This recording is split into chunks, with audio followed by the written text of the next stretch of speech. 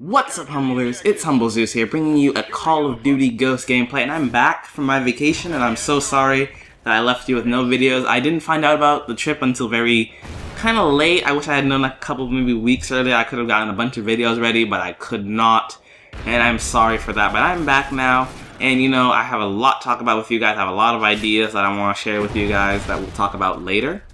But for now, let's kind of just go towards our normal commentary, a normal, you know, welcome back commentary. And with the release of the multiplayer reveal for Advanced Warfare, you know, with all the big YouTubers who go to these events, showing off the cool new stuff I saw recently from Team Martin, the Pick 13 system, and I was just like, well, good to know this happened. Because obviously I don't go to these events, I'm not big enough to even be considered to go, but I'm just like, I still like learning about them. Any kind of knowledge I can grasp, I like to take from them. Like, you know, anything interesting that I can hear about, I want to learn more about, you know, so I can be prepared for the day the game comes out. I can say, yeah, I know how this works. I know how to do everything I need to, and that's kind of how I'll do it. But I want to talk about something else entirely, and I want to know, in your opinion, this because it's mostly all opinionated. So you guys actually I want you to talk about this. I'm gonna give my own opinions, but I really want you guys to, you know, add your own 2 cents into this. What makes a good Call of Duty game? Yeah, that's the question. I'm leaving it open to you. Type in the comments now. What makes a good Call of Duty game? I've jumped around and I've heard a lot of different things. Lots of people say it's fast-paced action. I would agree heartily. I went and played the older Call of Duties, and I admit that a lot of them led towards, you know, they had a bigger leaning towards these kind of just massive rushes towards the other group. None of that camping BS. None of that nonsense. It was more you ran towards your opponent, and that was kind of it. It was rushing. It was a lot of fun. You know, there's a lot you could do with that. And a lot of people say that's one thing, or one of the main aspects that makes a Call of Duty game. Other people say kill streaks. I, again, agree. Kill streaks are a big thing that kind of separate Call of Duty from being another shooter. Battlefield, one of my favorite games, doesn't actually have kill streaks. We don't. We just kind of, you know, if we need a tank, we get in a tank. We need a jet, we get in a jet. Those are kind of our kill streaks. We don't get these things where if we go on a 10-gun kill streak, we're gonna get, like, you know, some kind of be-all and all. Like, no, there is none of that. You just, you know, you play kind of strategic like a normal, like, military way. You don't really get these kind of insurgent things. Like, there's none of these attack helicopters, come on in and help. Like, there's none of that. And I think that actually really defines a Call of Duty game is, you know, having that kind of support in your, you know, your game. Having someone like a helichopper just come down, start shooting people. Having you man a turret as you, like, spray people down. As you control a little flying drone that shoots. Like, you know, that's what made Call of Duty Call of Duty. The kill streaks were a big part of it, and to this day are still, and will always remain, a big part of Call of Duty. And in my mind, that makes a good Call of Duty game. Good kill streaks. I'm on the fence on whether or not, you know, support and specialists count towards it. I think, in my mind, I think they are. I think it caters to everybody. People who may want to use more perks can use specialists. People who don't survive very long but want to contribute to their team can use the support kill streaks. And people who are very good, you know, just slayers, you know, they can make advantage of the assault kill streak. So I think that's another big and important aspect of Call of Duty. Other people have various opinions. Some people say that kill streak should be removed. Very few people say this, but there are some people who feel like it shouldn't be. Probably people who play Battlefield and don't want it. Some people say there are things that, you know, need to be taken out before Call of Duty can be considered a Call of Duty game. Some people who are very, like, traditionalists want the snipers completely gone, removed from the game. I can see the argument because even I'm a bit like, even with the reveal, I saw sniper gameplay and I'm just like, oh, for the love of God, I'm gonna get quick scopes all the time now. But overall, I mean, like, some people say that in order for a Call of Duty game to be Call of Duty, you need to remove snipers because, you know, we want the rushing weapons, the weapons that don't force you to sit back in corners. Even though quickscopers have quickly broken that theory that you need to actually be, you know, sitting in one place to snipe properly, because you sure don't need to anymore. But some people say those weapons should be removed. But there's a lot of people who have various opinions with the reveal of Advanced Warfare. People saying that no, Call of Duty should be more in a modern setting or in a past setting, like at a world war or at a current, like, you know, war, not really this kind of futuristic advanced war. and they feel like that's Call of Duty's, like, you know, modern warfare. You know, that's kind of their opinion. They feel like that's what it should be. That's what makes it a Call of Duty game. It defines it. And I have to kind of say to that that's something I disagree on completely. I feel like it's okay for a game to, you know, want to jump forward or backward in time to make the game more fun. Honestly, I wouldn't mind if we didn't even have some of the current rifles. Like, if we went really back in the past and we only had, like, those really old, you know, rifles that only shot, like, one bullet, then you have to reload. I wouldn't mind it as long as they made the gameplay fun.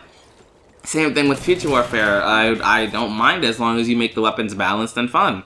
And I think that a lot of people just kind of are used to Call of Duty being set in a more modernist kind of grunge setting where everything's kind of bleak and, you know, but it's a very well-known time as opposed to these kind of future wars we can't really relate to. We can't say, oh, my grandfather fought in this war. Like, you can't say that in a future war because you don't know what happened in the future war. You don't even know that is going to be a war. And I think people kind of feel like, no, that's not something that defines it. Obviously, everyone's entitled to their own opinion. Me, I think that having a rushing kind of style works very well. The kill streaks that define the game, that make it stand out from just another better than average shooter, definitely are things that I enjoy. I think a good storyline makes any game, not even just a Call of Duty game, because I know there's a lot of people, and I think more people play single player than multiplayer. If that's the stats, if I read the stats correctly. And honestly, that means, you know, a good single-player story should be able to hold up the game. I feel like a game should not, unless you're Titanfall, have to stand up completely and only on its multiplayer. And I think that a single-player campaign can be very good for a game. If it's memorable, you know, people will say, oh, you know, this Call of Duty had a really good story. I really liked it, you know, I think this is a really cool thing. And that's fine. Call of Duty 4 had that. That was really nice. I enjoyed playing that. I enjoyed going through the story. The characters were memorable to me. I knew who they were. I was sad when my character died. Like, it was a thing that happened. I got invested in the story. There are lots of stories in games now that I don't care. Titanfall being another great example of a story that didn't grab me, didn't grab anybody. Because no one knew what was happening. It was like a drama was being enacted like over our heads and we did not know anything about it.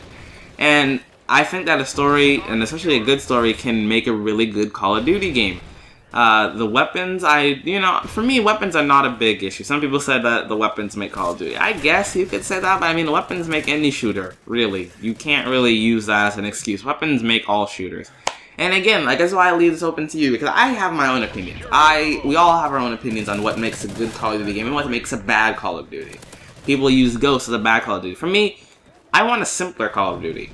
And with Advanced Warfare, I know I'm not getting a simpler Call of Duty. I know I'm not. But I remember when I was watching an Apocalypse video, and he was just talking about, you know, how each perk had a counter, and, you know, there weren't too many that it was outrageous, so you could, you know, it was very, you know, manageable. I liked that. That was a good thing, and I really thought about it, and I'm like, you know, that's probably why I enjoyed a lot of the older Call of Duties more than the newer ones, is that I like the customization the newer ones give me, but there's just too much stuff happening. Way too much. I actually liked Black Ops 2 for that, because it had customization, it had a lot of ways, you know, you could add onto it, but it still had some very basic principles and, you know, very, you know, easy to manage things. Ghost had, like, it broke perks down into other perks. It was all over the place, and I really didn't care for it because, like, no matter what setup I use, someone probably has, like, 3 perks to counter the other 3 perks that I have that might counter. Like, it was too confusing, and I would much rather a simpler Call of Duty. Give it, like, you can give it interesting new mechanics, like, try to innovate, add some new things. The boost jump and whatnot from Advanced Warfare, I can see as fun things that I'll enjoy playing with. Those are gameplay aspects, but don't, like, break down the perks into sub-perks, like, no one wants that from Call of Duty. And in my mind, a simple but fun, rushing, fast-paced game with some nice kill streaks that, you know, work for everybody, that, you know, you can use on support, you can use on specialists, you know, if you don't want to run kill streaks, you can just use perks, you can use whatever you want, things that, you know, benefit you. Those are the things I want to see from Call of Duty. Those are the things I hope to see from future Call of Duties. For all I know, Advanced Warfare might cater to me in a way that I didn't understand, because I haven't got to play it yet. I don't know how it feels. I might like the way it feels, I might hate the way it feels. It might be covered on my channel, it might not, probably will. And I just like, I'm kind of thrown. So I'm curious to see how it goes. I'm curious to see what it does, what it will do well, and what inevitably it will do poorly. And I kind of hope to see that they, you know, have a good start off. Like, I want them to do good on their first game because I want to see what else they can do. I don't want their first game to be a flop because, you know, Call of Duty I really don't think can handle another flop. Because with Ghost, we went back to Black Ops 2. I'm not sure how many people are going to go back to Ghost even if Advanced Warfare was bad. Because I don't know how, like, Advanced Warfare would have to be really, really bad for people to say that they want to go play Ghosts instead of Advanced Warfare. That's obviously my opinion. I leave it open to, you know, criticism, to judgment, but I also ask that you open yourselves to the same thing and, you know, tell me your opinions. I'm not someone who's going to be like, you're wrong and then ban your comment, as long as it's fair and you have some, like, valid reasonings as to why you say what you say, rather than just saying it sucks and then not saying why or what it could do better. Like, those are things that I don't care for. But if you actually have something you want to add, always feel free to do it. Always feel free that, you know, you can stop by and say that to me. So I hope you enjoyed the video. Please do a like, comment, subscribe for more videos. I will see you guys later. And I can't be, you know, I can't say it enough that I'm happy to be home. And I hope you guys are happy to have me back. So I'll see you guys later. Juice out.